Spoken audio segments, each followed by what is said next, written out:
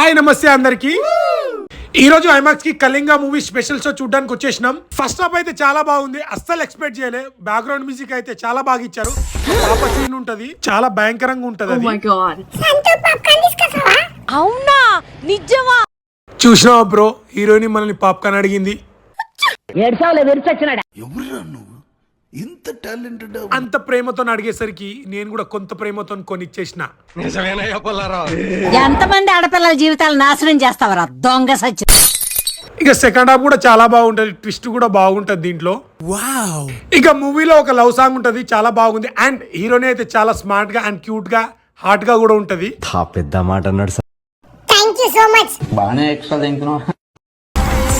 Popcorn కొనిచ్చినందుకు. అయిపోయి